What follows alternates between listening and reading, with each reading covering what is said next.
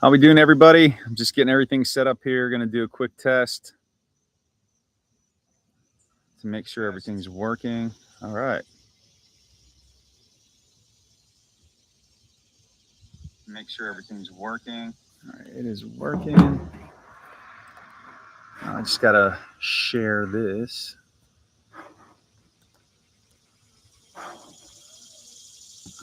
So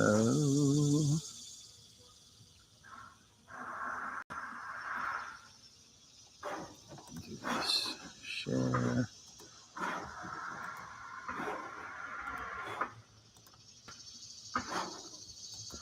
Let's see if that came up. All right. The person who goes to the gym. Let's see. Goes to the gym.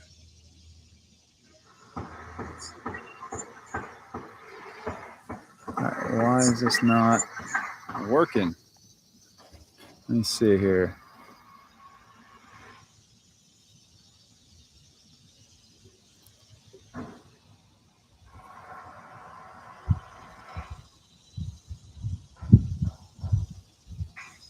All right. Can you guys see the screen? All right. Can you guys see the screen? All right. Let me just test the chat. All right. And can you hear me?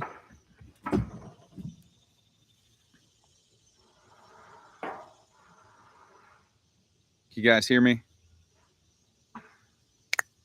Woo. All right. Make sure the audio is good here.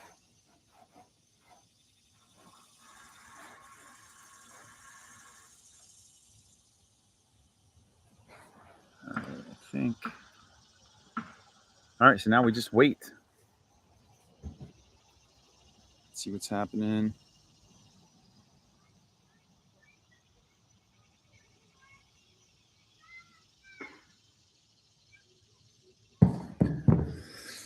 All right, what's it gonna be? That run up was. I hope it's not a trap for the bulls out there. But I just can't see. Powell has been pretty combative with Trump, so let's see if his comments reflect that. Is he talking or what here? Refresh. All right. All right. Why do I not have this? Let me try this one. Imagine being able to build an app with your name on it just by thinking about it. Meet Base 44. All right, we're still waiting. We just got a real big pop in the market.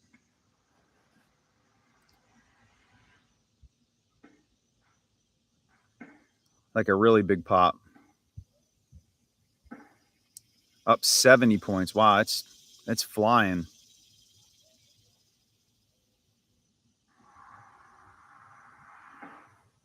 So I wonder if there was something released or what's going on here. SPX up 70 points. Bitcoin up 1,200. All right, but why aren't we getting a speech here?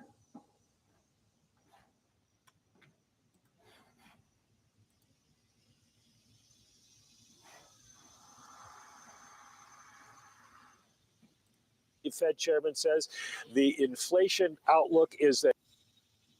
Come on, where is it? We're still waiting. We're up 82 points. What?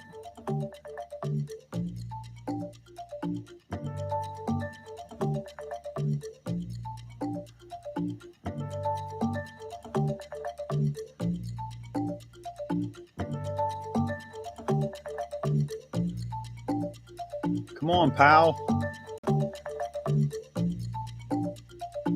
Keep checking different streams.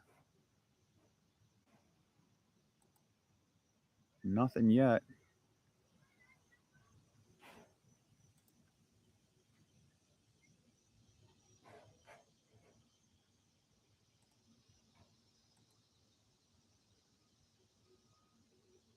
Come on.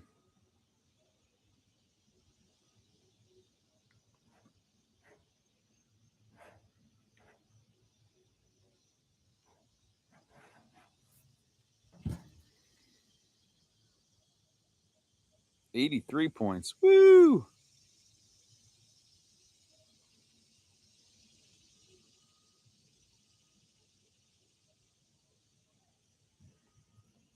Let me see if he's speaking on CNBC. I don't understand why this is not coming up.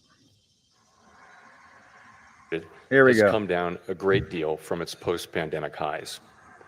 At the same time, the balance of risks appears to be shifting. All right.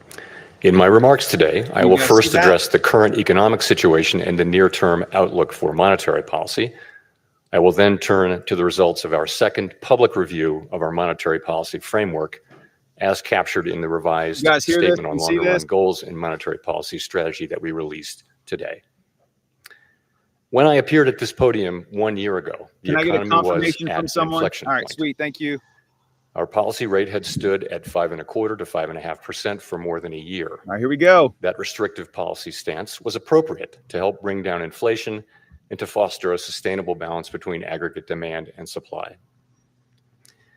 Inflation had moved much closer to our objective, and the labor market had cooled from its formerly overheated state. Upside risks to inflation had diminished, but the unemployment rate had increased by almost a full percentage point, a development that historically has not occurred outside of recessions. Over the subsequent 3 Federal Open Market Committee meetings, we recalibrated our policy stance, setting the stage for the labor market to remain in balance near maximum employment over the past year. This year, the economy has faced new challenges.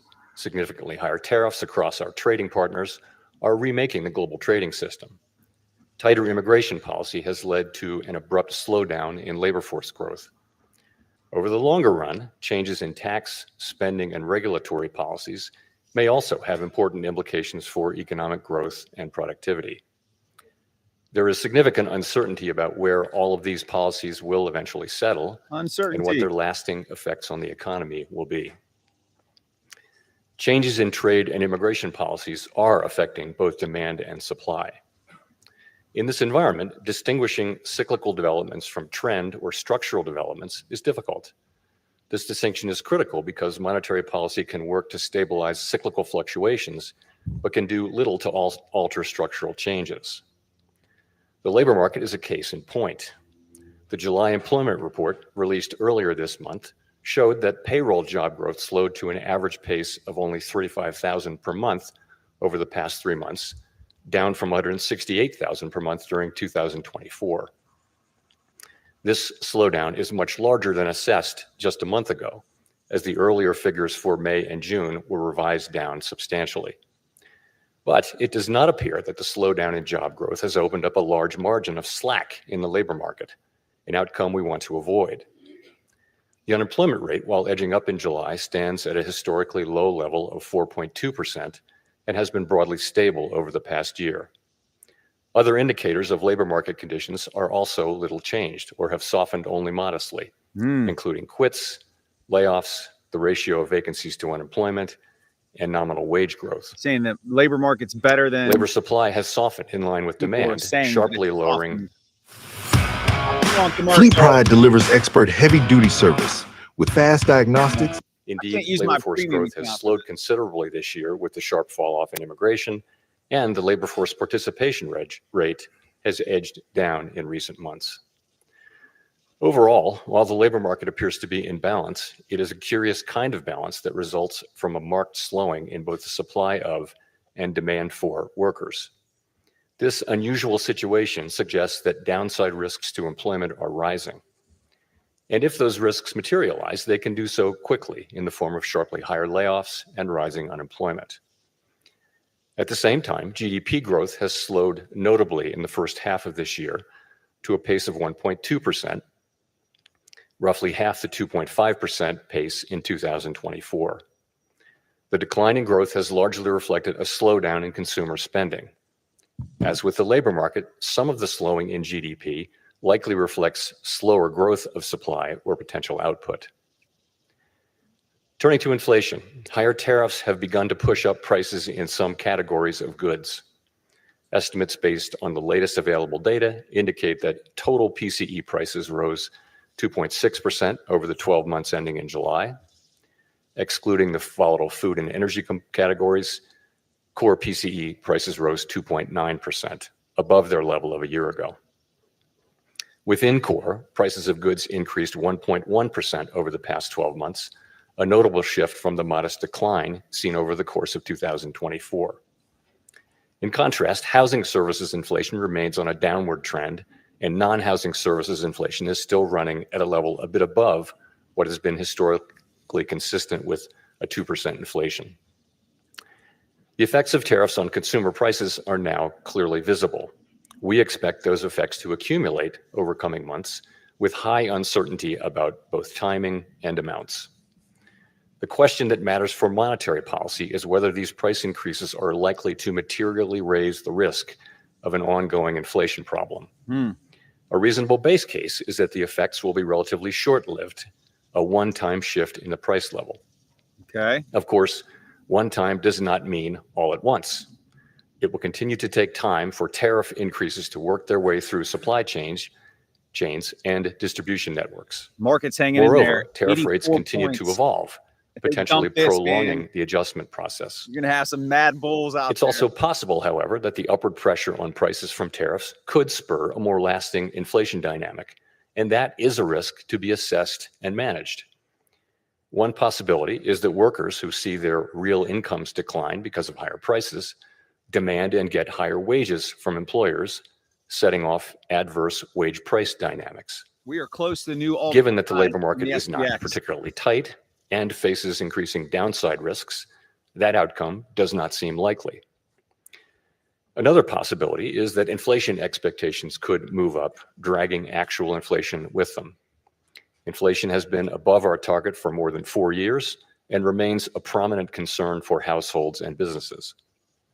Measures of longer-term inflation expectations, however, as reflected in market and survey-based measures, appear to remain well anchored and consistent with our longer-run inflation objective of 2%. Of course, we cannot take the stability of inflation expectations for granted. Come what may, we will not allow a one-time increase in the price level to become an ongoing inflation problem. So, putting the pieces together, what are the implications for monetary policy? In the near term, risks to inflation are tilted to the upside and risks to employment to the downside, a challenging situation. When our goals are in tension like this, our framework calls for us to balance both sides of our dual mandate. They're going to be neutral. Our policy rate is now 100 basis points closer to neutral than it was a year ago. And the stability of the unemployment rate and other labor market measures allows us to proceed carefully as we consider changes to our policy stance. Nonetheless, with policy in restrictive territory, the baseline outlook and the shifting balance of risks may warrant adjusting our policy stance. There it is. Monetary policy is not on a preset course. FOMC members will make these 88 decisions points SPX. based solely on their assessment of the data and its implications for the economic outlook and the balance of risks. We will never deviate from that approach. So, turning then to my second topic. Our monetary policy framework is built on the unchanging foundation of our mandate from Congress to foster maximum employment and stable prices for the American people. We remain fully committed to fulfilling our statutory mandate, and the revisions to our framework will support that mission across a broad range of economic conditions. Our revised statement on longer-run goals and monetary policy strategy, which we refer to as our consensus statement to save time, describes how we pursue our dual mandate goals. It is designed to give the public a clear sense of how we think about monetary policy, and that understanding is important both for transparency and accountability, and for making monetary policy more effective. The changes we made in this review are a natural progression grounded in our ever-evolving understanding of our economy. We continue to build upon the initial consensus statement adopted in 2012 under Chairman Ben Bernanke's leadership. Today's revised statement is the outcome of the second public review of our framework, which we conduct at 5-year intervals. This year's review included 3 elements: Fed listens events at reserve banks around the country, a flagship research conference, and policymaker discussions and deliberations supported by staff analysis at a series of FOMC meetings. In approaching this year's review, a key objective has been to make sure that our framework is suitable across a broad range of economic conditions. At the same time, the framework needs to evolve with changes in the structure of the economy and our understanding of those changes. The Great Depression presented different challenges from those of the Great Inflation and the Great Moderation, which in turn are different from the ones we face today. At the time of the last review, we were living in a new normal, characterized by the proximity of interest rates to the effective lower bound, or ELB, along with low growth, low inflation, and a very flat Phillips curve, Fell off a cliff. meaning that inflation was not very responsive to Down. slack in the economy. To me, a statistic that captures that era is that our policy rate was stuck at the ELB for 7 long years following the onset of the global financial crisis in late 2008. Many here will recall the sluggish growth and painfully slow recovery of that era. It appeared highly likely that if the economy experienced even a mild downturn, our policy rate would be back at the ELB very quickly, probably for another extended period. Inflation and inflation expectations could then decline in a weak economy, raising real interest rates as nominal rates were pinned near zero. Higher real rates would further weigh on job growth and reinforce the downward pressure on inflation and inflation expectations, triggering an adverse dynamic. The economic conditions that brought the policy rate to the ELB and drove the 2020 framework changes were thought to be rooted in slow-moving global factors that would persist for an extended period.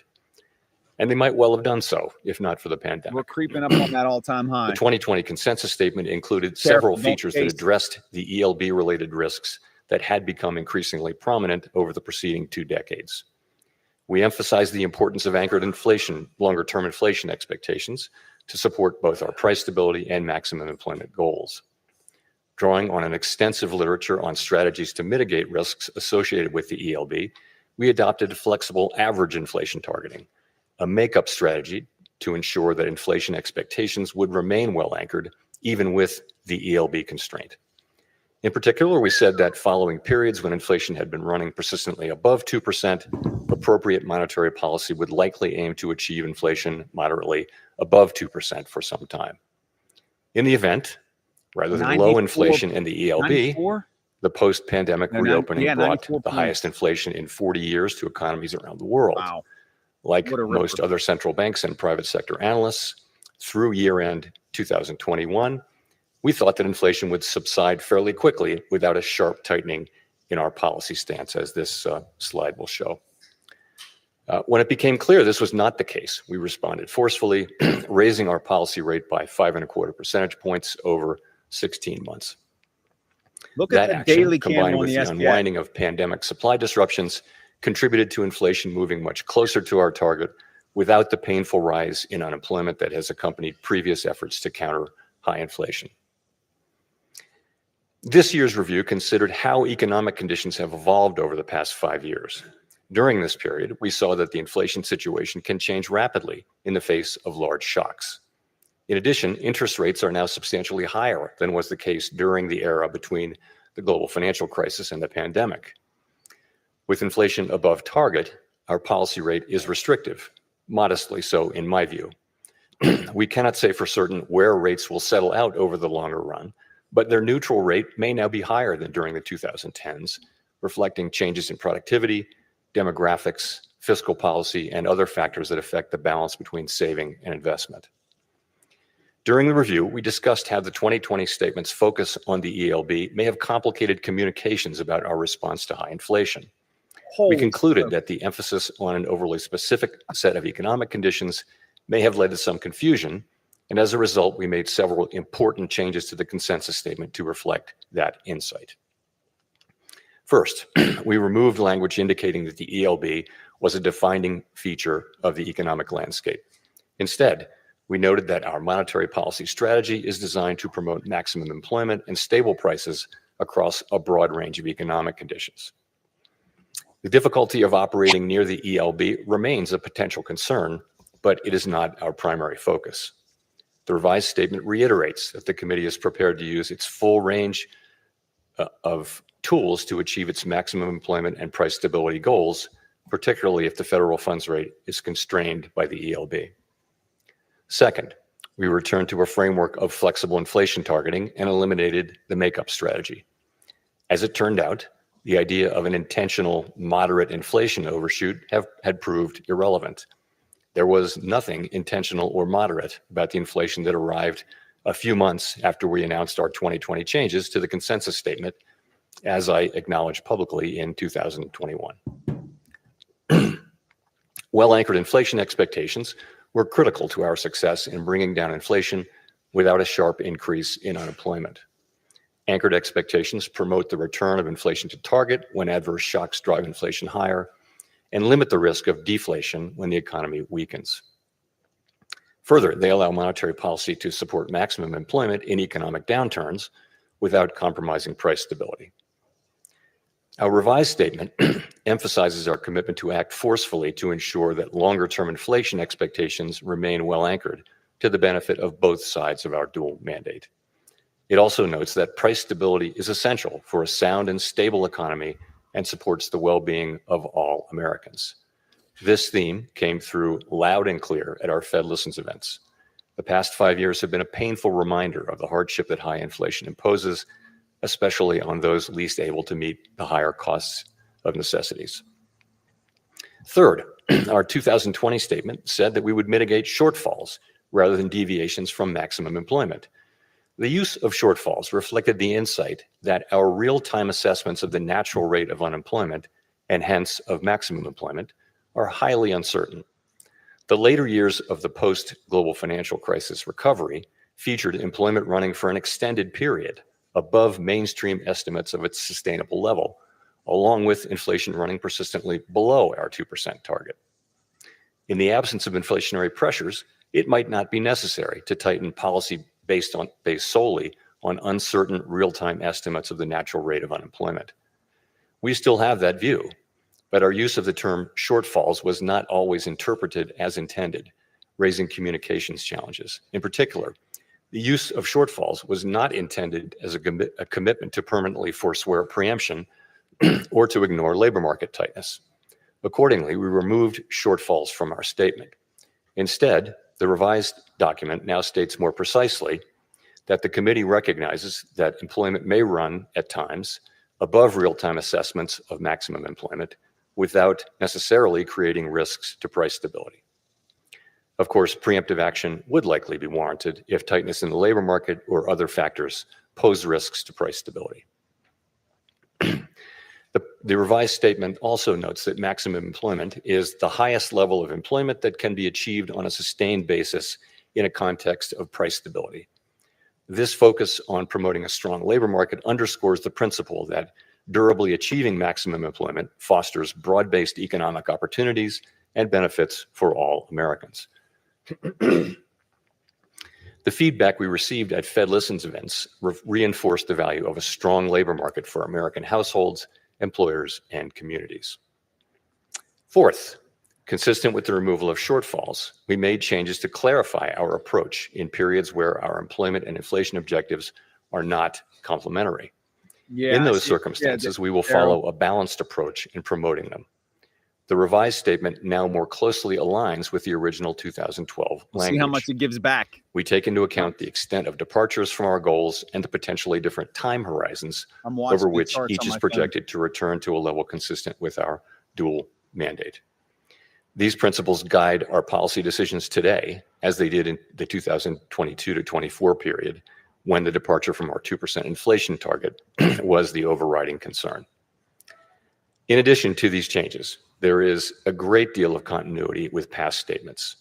The document continues to explain how we interpret the mandate Congress has given us and describes the policy framework that we believe will best promote maximum employment and price stability. We continue to believe that monetary policy must be forward-looking and consider the lags in its effects on the economy. For this reason, our policy actions depend on the economic outlook and the balance of risks to that outlook. We continue to believe that setting a numerical goal for employment is unwise because the maximum level of employment is not directly measurable and changes over time for reasons unrelated to monetary policy. We also continue to view a longer run inflation rate of 2% as most consistent with our dual mandate goals. We believe that our commitment to this target is a key factor, helping keep longer term inflation expectations well anchored. Experience has shown that 2% inflation is low enough to ensure that inflation is not a concern in household and business decision making, while also providing a central bank with some policy flexibility to provide accommodation during economic downturns.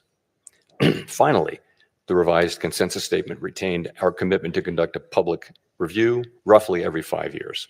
There's nothing magic about the 5-year pace. That frequency allows policymakers to reassess structural features of the economy and to engage with the public, practitioners, and academics on the performance of our framework. It is also consistent with several global peers. To wrap up, I want to thank President Schmid and all of his great Kansas City staff who work so diligently to host this outstanding event annually, counting a couple of virtual appearances during the pandemic. This is the 8th time I've had the honor to speak from this podium. Each year, this symposium offers the opportunity for Fed leaders to hear ideas from leading economic thinkers and focus on the challenges we face. The Kansas City Fed was very wise to lure Chair Volcker here to this national park more than 40 years ago, and I am so proud to be part of that tradition. Thank you very much. Can you answer any questions?